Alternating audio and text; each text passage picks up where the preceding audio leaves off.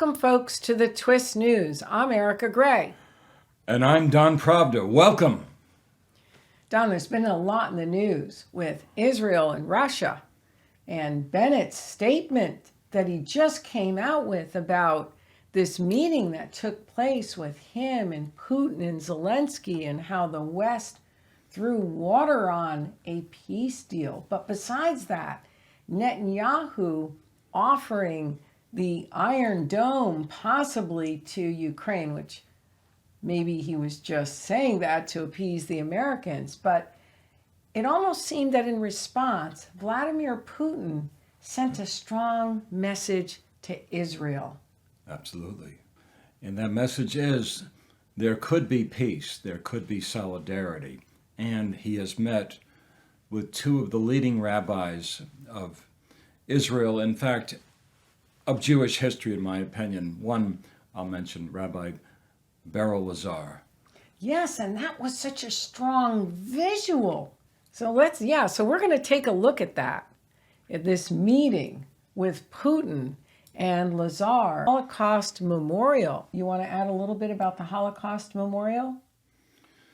Well, we have several commemoration days, including Yom HaAtzmaut, but the leader of Russia, Vladimir Putin, is also recalling the enormous tragedy of Russia losing over 20 million people during the period of World War II. And he is acknowledging the over 6 million Jews who were killed during this time period as well. So he is expressing a certain solidarity with the Russian people and the Jews from Russia over a joined tragedy. The position of our country is well known. Strong visual, Don. You've got to say that. From Vladimir Putin to the two rabbis. By the way, who's the second rabbi? Two rabbis with very impressive white beards, by the way. Mine is short, theirs are long. They're wearing black, and they are true Jewish leaders. Yes, but strong visual. They're there with Vladimir Absolutely. Putin. This is a strong message to Israel. In his private executive office. Of all the Jews exterminated by the Nazis, the majority were just citizens of the Soviet Union. And this is our common pain. You know our position even today. It lies in the fact that we are categorically against consigning to oblivion crimes of this kind, which have no statute of limitations. And we are doing this. We are pursuing such a policy so that nothing like this in the history of mankind will ever happen again. I know the position of the Jewish community in Russia. I know the position of the State of Israel on the role and importance of the Red Army in the victory over Nazism, over fascism, and we highly appreciate it. But, once again, I want to repeat, this is of particular importance for our people. You also know that the investigating authorities of the Russian Federation and the prosecutor's office are still doing serious work to uncover crimes of this kind against all citizens of the former Soviet Union. What's interesting to me, Don, is he's basically stating that the Jews who were murdered were Russians, that this was a crime against Russia as well because of the Russian Jews that were killed. This is a very big statement here on the part of Vladimir Putin. It's showing empathy. I think he's showing aspects of kindness, and he's commemorating that these Jewish people were of Russian ancestry, or in fact, when you come down to it, Russian, Polish ancestry from the areas of annexed Russia, but they were murdered. It's not exactly innocence. It's a catastrophe of enormous proportions. But with the image that the U.S. media is portraying of Russia, of this imperialist nation, this dictatorship, and let's face it, Jews have not done well under dictatorships. They do better under tolerance and freedom, like Yes. most people. And of course, Yes. we have to acknowledge the Jewish people are a tiny minority in this world. It's just a certain millions compared to the 7 billion people on this earth. And the disproportionate murder is just an epic sorrow. But you don't think of this attitude on the part of Vladimir Putin, again, with what's being portrayed. You think more of persecution of Jews in the type of Russia that's being portrayed in the US media, in the type of Vladimir Putin, this monster. That's what they refer to him as, the monster. I've heard people repeating to me that he is a monster because this is just relayed over and over again through different images that are twisted and are misrepresented because all this emphasis. And so that's, I think, what's so shocking to me about this visual. But not only that, what he's stating, because it goes against what the West is portraying about him. Your thoughts there? It is one nation invading another nation that is sovereign, but there's Oh, yeah. oh, that's influenced U.S. media. Okay. It's sovereign.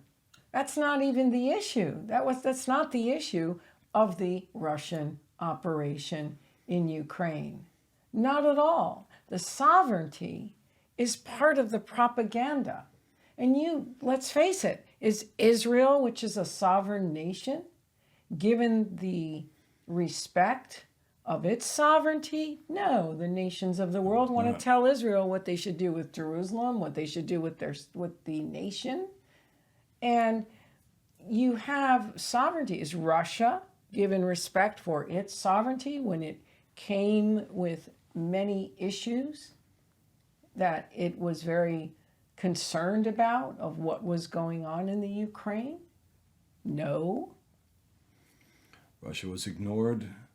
So when you're saying a sovereign nation, I'm sorry, Don, but I think you've been a little bit taken in by the propaganda. It's kind of like Invasion of the Body Snatchers. Now you're a movie guy, and I look at U.S. propaganda as that sort of a thing. People feed on the propaganda, and the next thing you know, they're like the people that are taken over by the sea pods, because now all they do is repeat propaganda, which we're going to be talking about in another video. But if you feel I'm wrong, go ahead, have at me. Well, what we have is a tragic situation in that the Jewish people are all across Russia and the Ukraine. And we have very little information, by the way, the exact happenings of these communities, what is actually going on, what is occurring. However, he is expressing the loss of his citizens, and he is bemoaning the atrocities from the past. He's acknowledging them. Regardless of their nationality. Undoubtedly, this work will be and is a significant contribution to revealing the crimes of Nazism against the Jews themselves. It is also known that Jewish organizations around the world support such work on our part. We are doing everything to ensure that this is supported at the international level as well. Unfortunately, under various pretexts, many countries evade working in solidarity in this important area. But, regardless of the current political situation, we will continue to do so. I know that you have an event tomorrow, a whole range of events related to the state, and, of course, I will ask you to convey my best wishes to everyone who will take part in the implementation of the program. You know, with this, Don, he's really pledging his support for the Jewish people internationally against anti-Semitism. You understand Russian history. I mean, Absolutely. How is this compared to previous Russian history? Well, I don't recall Lenin actually showing any particular remorse or sadness for the Jewish people, those who were sent away to the Gulag, to Siberia, or thrown into prisons in the most remote places in the world.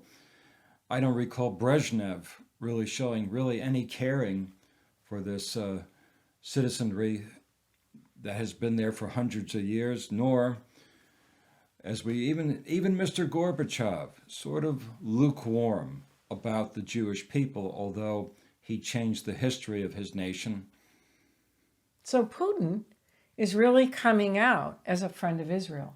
Yes, he is. And Absolutely. as even a protector of the Jewish people within Russia, as well as seeing for their protection globally. This is not what you would think look at him as of a monster. A protector of faith.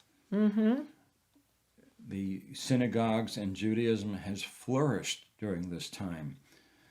And I'm quite aware that Rabbi Lazar is in a very sensitive situation all these years. He's really, we say in the Hebrew language, a gadol, a very great man, a big man of his time, because he's in this precarious position. Where the West is so anti-Russia. Yes. And that was a fellow that had interviewed on the show, Hal Freeman, who's part of the Christian churches and affiliated with an evangelical relief group, basically stated the same thing, that the Western sentiment is so negative that even though he has children that are half Russian, half American, he doesn't want them coming and being raised in the United States. He's actually preferring to remain in Russia, but also for other reasons. He's on a broadcast and he's saying, I've got a 7-year-old that's outside and 2 children outside playing, and I know that they're safe. Where in the United States, you have to fear that your children are going to be kidnapped by some pedophile. And that's the reality in the United States when you're a parent here. That you have outlined for tomorrow. Thank you very much. Thank you for your words. In fact, for us, the Holocaust and everything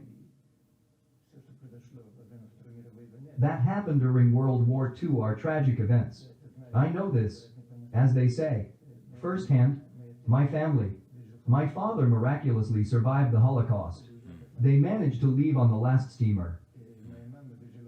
And my mother survived the Holocaust because some righteous people hit her during the war. Therefore, the suffering, that was during the Holocaust. Many Jews suffered at that time. 6 million innocent people died. For us, these sufferings are terrible even today. Every year when we remember these events, we keep saying, never again. It is no coincidence that tomorrow is also the anniversary of the lifting of the blockade of Leningrad. This is also the time when we remember the suffering. That was then. When innocent people suffer simply because someone attacks them, it is terrible.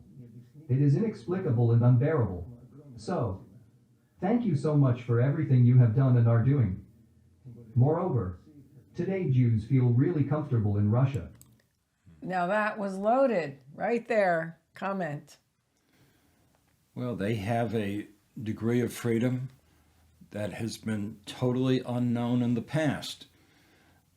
Going back to my 8th grade social studies teacher, who actually met Alexander Kerensky, one of the founders of the Communist Republic, who repudiated everything about it later.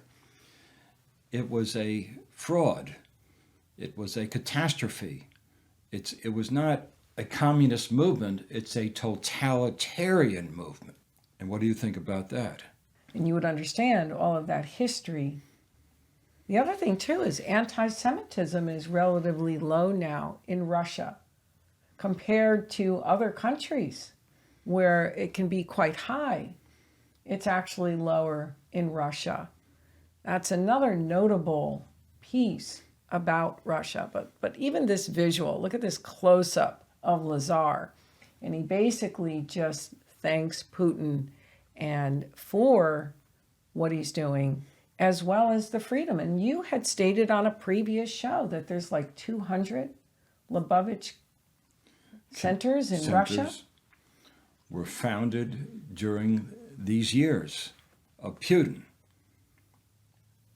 They didn't magically appear. They were built with the blessing of the government. And I have to also say, I've never heard of a synagogue that was firebombed by this regime. Or actually by anyone else. Correct, because if there were people who wanted to burn down synagogues, they would be punished. And those people had fear of their own government to commit acts of hatred. Not like here in the United States. Thank God for what is really happening in our country today. In this regard, we Wow, he's really appreciative too of what's happening for the Jewish community in Russia. keep saying that we are ready to do everything to find some peaceful solutions. Because the people who suffer are bad for everyone. Everyone suffers when people around us suffer. We all understand that we are all children of the one God, and our desire is that all children live in brotherhood, mutual understanding, friendship, so that people really respect each other. When people suffer, it is because someone does not allow them to live a calm, normal life. The Talmud says that the one who saves the life of one person, it is as if he saved the whole world. And we value the life of every person. Therefore, I repeat once again, we, as a Jewish community, I think, not only in Russia, but all over the world, we are ready to do everything so that people find some peaceful solutions. Perhaps our people understand more than anyone else what suffering is.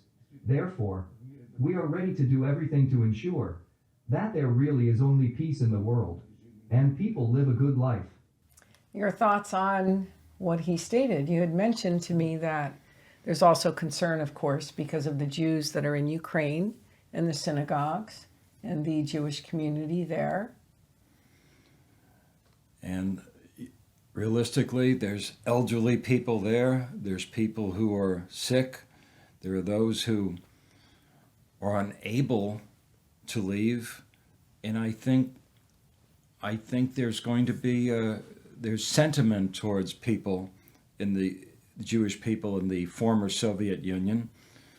Their conditions have been good in the past, but war is dreadful. Yes, it is dreadful. Bombs, bullets, destruction. But when you It's have very unfortunate. when you have the billions of dollars being sent by the European Union and the United States to Ukraine, when you have that kind of money and weaponry, you're essentially fighting a proxy war. You're keeping this war going, where Bennett came out and stated that there was already an agreement, a solution to end the war, but that the West kept it going. And Israel is finding itself in a very fine balancing act. I think Netanyahu is wanting to keep the United States happy because the United States throws Israel a lot of aid, but at the same time, Israel is friendly with Vladimir Putin. The West engages, Don, in bullyocracy and barroom diplomacy, and they bully every other nation into following their policy. They bully the Africans, they bully the Filipino leadership, they bully everybody. It's our way or the highway. I don't recall America has any attempt to invade China because of the conditions in Tibet. We might do some letter writing and stage a protest. I also would have to ask legitimate question, where is the accountability of all these billions of dollars that are being sent in this war? So, bullyocracy, that's the U.S. and Western policy, is bullying other nations. Well, but again, where's the accounting? Where is all this money going? Where does it come from? Printing it. Printing, yes. We're Helicopter money. Printing money. printing money, printing like, more money. like wampum, like monopoly dollars. Yes, it's like a game of Monopoly, isn't it? Right. And Mayor Adams went to the Mexican border, and he's looking for aid for all the immigrants that are coming to New York City, and he's demanding that, and he's getting a lot of applause. But where is the money going that's being sent to the Ukraine in this war? Exactly. But I think that Putin here, he sent a very strong visual. That's a very powerful visual, having Yes. that rabbi It is. in full focus on Russian news, stating what Putin has done for that community. The sanctions, I know, have not really hurt the Russians from the Russians that I've spoken with, but I've Not heard yet. that they've hurt the evangelicals trying to send money to various churches that they're supporting in Russia. So the funds from the Christians can't reach where they're supposed to reach because of that. And they're also enjoying a sense of freedom, although Yes, they there is are. a certain particular law that's a little bit iffy. It was meant for cults, but somehow it affects evangelicals. There is a little bit of a law there that doesn't affect the Jewish community. It does affect the evangelical community there. But overall, There are nuances, but overall, very happy. They're happy, very happy there.